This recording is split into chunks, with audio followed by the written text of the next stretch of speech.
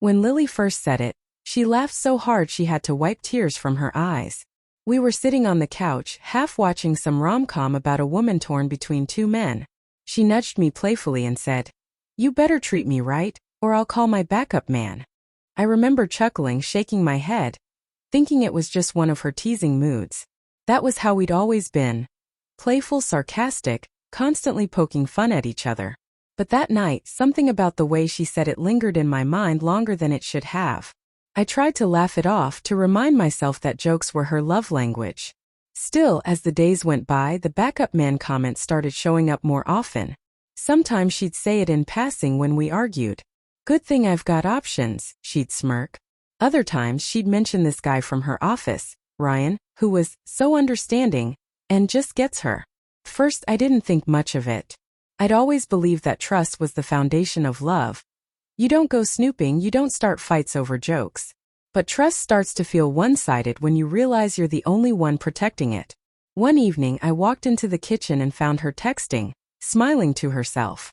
When she noticed me, she quickly put her phone down, pretending to be busy with the dishes. It wasn't the first time, but this time it hit differently. I asked casually, "That Ryan guy again?" She didn't even look up. "Oh, please don't be jealous. You're acting insecure." That word, insecure, always had a way of silencing me. She knew it. It made me question myself instead of her. But the truth is, I wasn't jealous. I was worried. I was starting to see her less as my partner and more as someone slowly detaching from me, emotionally, mentally, and maybe even physically. She stopped waiting up for me at night, stopped asking how my day went. Every conversation became a small debate about how I was too serious or not fun anymore. And then came the night that shifted everything, when her so-called joke turned into a mirror of reality. She came home late, smelling like someone else's cologne. She laughed when I asked her where she'd been. "Relax," she said. "I told you I was out with my backup." For a few seconds I just stood there, unsure if I'd heard her right. The way she said it, casual, almost dismissive, cut deeper than if she'd screamed. I tried to keep my voice steady. "You're joking, right?" She shrugged, walking past me toward the bedroom. "You're always so dramatic," she said. "You can't take a joke anymore." But her tone wasn't playful. It was cold, rehearsed. Something in me shifted that night. I realized this wasn't about jokes anymore. It was about respect, or rather, the lack of it. The next few weeks were a slow unraveling. She started dressing differently. Lingerie under casual clothes, perfume she'd never worn before, checking her phone in the bathroom. I told myself not to jump to conclusions, but the evidence was everywhere, in the smallest details. She was drifting further away, yet whenever I confronted her, she'd flip it around. "You're paranoid," she'd sigh. "Why can't you trust me?" It was the same script every time. Gaslight, deflect, guilt trip, repeat. One evening, I came home early from work and saw a black car parked outside. Lily wasn't expecting me. Through the window, I saw her sitting at the dining table with Ryan, the same coworker she used to joke about. They were close, too close. My chest tightened. I didn't barge in, I waited. After a few minutes he left, and she came upstairs, startled to see me. "You're home early," she said, trying to sound calm. "Yeah," I replied quietly, "so is Ryan."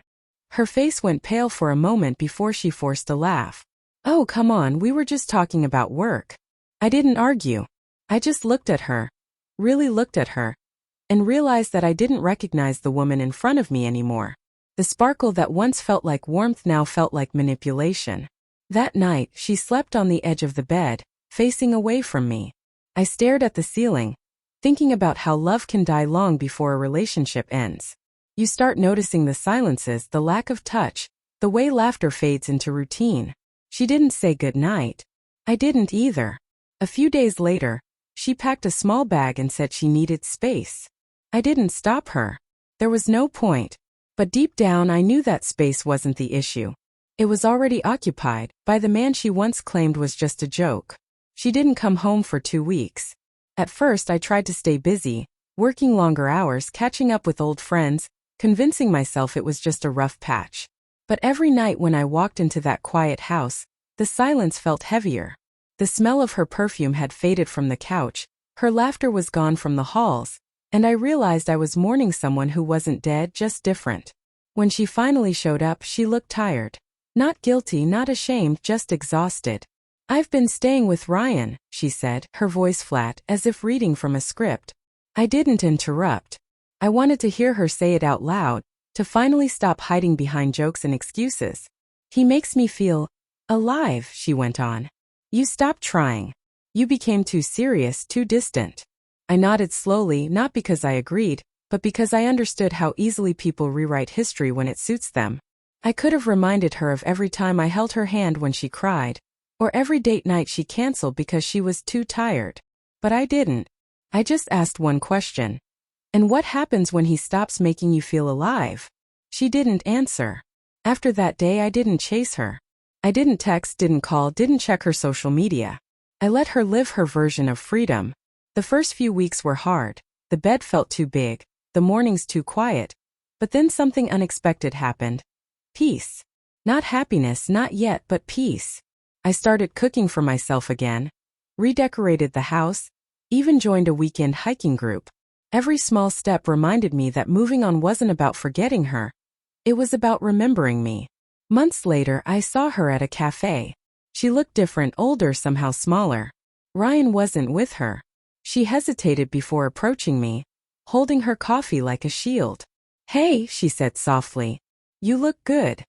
I smiled politely. "Thanks. You too." There was a pause, heavy with all the things we didn't need to say. Then she laughed nervously. "Remember when I used to joke about my backup man?" I met her eyes. "Yeah," I said. "Looks like the backup became permanent." She tried to smile, but it didn't reach her eyes. "Not exactly," she whispered. "He left." I just nodded, wished her well, and walked away. For the first time in years, I didn't feel bitterness, just clarity. Love shouldn't be a competition, and jokes shouldn't come true. Some lessons only sink in when the laughter stops.